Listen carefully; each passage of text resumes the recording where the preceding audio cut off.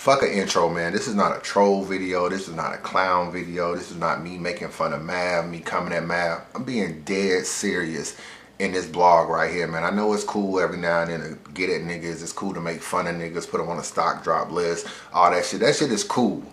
But bruh, I watched Mav and Show Off again. I know I was in the building, and sometimes you just kind of like, you be reliving shit because there be so much going on in the building. You just like, wow, this shit really went down like this. And I just started thinking, because a lot of niggas ask me, would you ever manage a battle rapper? I always tell them I'm not interested in it, but I don't mind giving out some advice. You know what I'm saying? I came to the conclusion, Mav, you owe the culture a free battle. This is no bullshit. This is no nothing. You owe the culture a free battle, and we about to talk about it.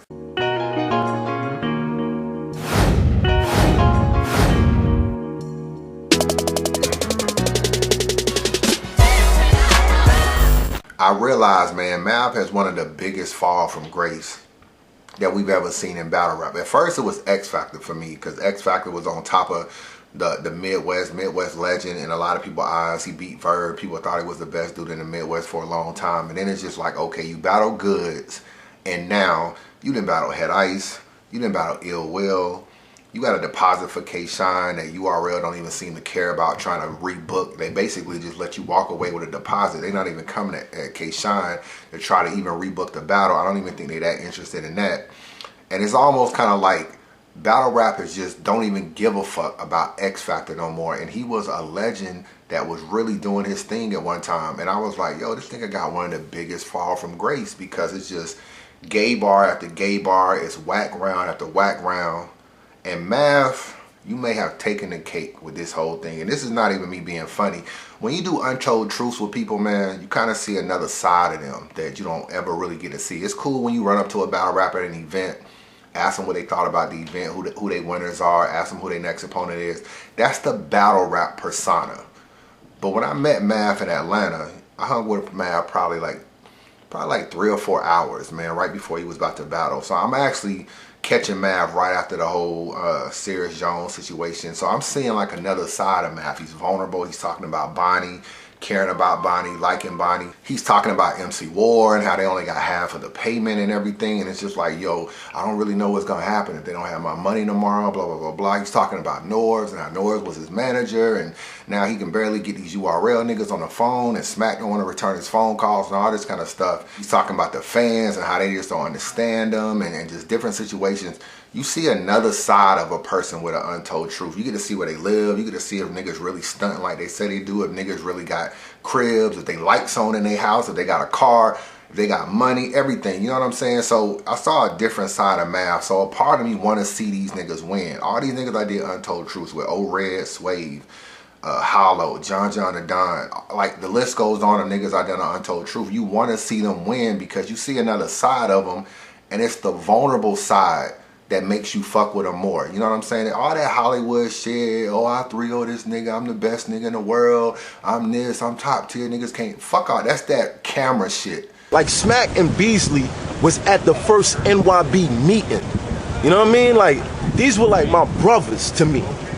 But once shit started getting a little bit bigger, like it was a separation. You know what I mean? Niggas started to space themselves or whatever. And I started getting this fucked up treatment out of nowhere. It's the vulnerable side of niggas. You know what I'm saying? When you see niggas stranded here, don't got this, only got a little bit of money, hoping that the league pays this amount, hoping that they get booked for this battle. I've seen a lot of different sides of battle rappers just from doing untold truths, and it kind of makes me want to see them win. I work at a hospital, my nigga. I save people lives all day. So even though I can do a stock drop list and clown niggas, I really want to see niggas win. I really want to see niggas turn their life around and win. So when I look at the Mav situation, man, it just started bothering me more and more, man, because I was like, yo, Mav has probably the biggest fall from grace, even over X Factor at this point. You had the Dose situation. Okay, the hat brim and everything in your face. She's a little too close. Yo, get out my face, son. And then you end up snuffing the nigga. Even though that definitely didn't need to happen, nobody's condoning that. It kind of added to your persona. You was a New York NYB dude, New York bully. I think URL and yourself have been able to prosper a little bit on the fact of your dose battle built into your personality. It was even used in some of URL's trailers. Types of niggas in life, the niggas that find bitches and fuck them, and the niggas that... Yo, son, get on my face, son. Yes, sir. Get on my face, son.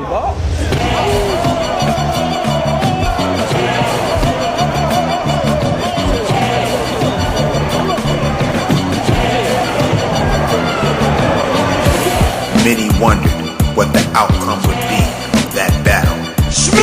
Look at a box, I ain't talking in the ring. I got a bullet in my neck. This nigga talk about a swing. When he was making vlogs about what we did at the gym, I was trying to learn how to walk it with my fingers again. And many questions were left unanswered. You've even kind of mentioned it in a few battles. It added to the aura of who Math is, whether you like it or not, or whether you felt like you was tired of niggas talking about Dose or tired of niggas talking about that. It kind of built into the aura of who Math is. Battle Calico at Summer Madness one terrible battle. Everybody is entitled to a dud here and there. Like, we don't like to see top tiers get 30. I mean, don't get it fucked up. But everybody has a dud battle. If you battle enough, eventually a nigga will catch up with you and it's like, yo, this nigga just got a clear win off on me. But this particular battle, your bars was whack. I turned you into yo. Like, my nigga, I don't know what the fuck you was talking about in that battle. You said Calico ate Miss Hustle's pussy out while she was on her period. Like, my nigga, like, I don't know what the fuck you was saying in that battle. So you got 30. It's cool. It happens, my nigga. You know what I'm saying? It was Calico was the kind of the Midwest bully from Detroit. You was the New York bully. Calico beat you, in your backyard or whatever. It happens, my nigga. You had to take some time off. I know you wanted to battle Mook. I know you wanted to battle Lux. Maybe you even wanted to battle Surf. You took a little bit of a hiatus. You come back and you battle Marv 1. A really, really great battle. Comes actually one of your best battles that you have on YouTube right now. Now, Marv gonna say some shit. If he throw me facts, don't react. Because after the third round, he giving pounds. That shit only rap. What I don't like about you dudes from out of town is you gonna throw me dap and show me love and then diss my city right after going back. So fuck them. You ain't Greg or Chloe, then you don't owe them jack. I'm trying to stay calm. I promise myself I hold it back. Because it's hard being so close to so much ass and not throw a slap. After that battle, niggas was like, okay, Mav is back. You battled Arsenal on UW. You did your thing against Arsenal. I think you battled Shotgun Suge on UW. Summer Madness 3, you get Serious Jones. Now, we know maybe you was hungry, as you like to say. I don't really know what was going on throughout your whole day, but you end up snuffing Serious Jones. Rest in peace, boy. This last battle will be a war. That shit is definitely disrespectful to have chicks twerking on stage while you rapping. But I mean, if you a freestyler, you can actually rebuttal that shit, come at the dancers or some shit, turn your whole round around. You definitely didn't need to snuck on, put URL in a bad situation as far as venues and sponsors and everything. And then it was just like, it was a blame game. You was blaming URL and you was blaming No Food and you was blaming Serious Jones and they was blaming you, and it just became a blame game, which has been something that has pretty much plagued you throughout your whole career. You don't really take self-blame well. Everything is like this nigga's fault, that nigga's fault. They should have done this, they should have done that. It's always like a blame game with you in a lot of interviews. You blame the fans, you blame the venue, you blame URL, you blame this league, you blame the battle rapper, and it's like you don't take a lot of self-blame, which is something that you need to do. A lot of people are probably gonna be like, I mean, that really shouldn't matter, but dog, I was starving. You went on Vlad TV. You kind of clowned Serious Jones a little bit. I thought the Vlad TV interview actually hurt you more than helped you. You know what I'm saying? And honestly, to keep it real with you, my Untold Truth was the only interview that actually helped you during that time because it showed a vulnerable side. On Vlad TV, you laying on the couch. You talking about you just snuff them and dose them. It almost sounded like you was bragging. To be real with you, you even did battles where you still brought it up in battles and you still clown Serious Jones. Jones ain't nothing to brag about. How I blacked out and blacked them out. But rap is rap and smack is smack. He's still gonna pack the house. I'm still getting battles and charging dudes the max amount. Niggas won't play cat and mouse, lying in their blogs, looking like frauds, cause when the facts come out, you see he wasn't throwing back, he was tapping out. But I ain't worried cause his ass a barber. Jones should have known better than take a match with Tarver. He went, woo! I hit him harder than a batch of karma. He was out before he dropped like the Magna Carta. And then we come to the disaster punch that happened on King of the Dot. And there it is! A lot of people say the Mav battle was karma and everything. I don't really know about that, man. I don't really wish that on nobody. You on a whole nother coast. You in a different setting. Your niggas ain't really with you. You kind of outnumbered and shit. The disaster shit was definitely fucked up. I don't really feel like you've recovered from the disaster situation. Sometimes when they feel like the bully gets punked or whatever, you know, I don't really feel like you got punked. But sometimes people look at it that way. When the bully finally gets approached, that whole persona is gone. Since then, my nigga, you have pulled out of the O-Red battle. Okay, no showed against the Saurus.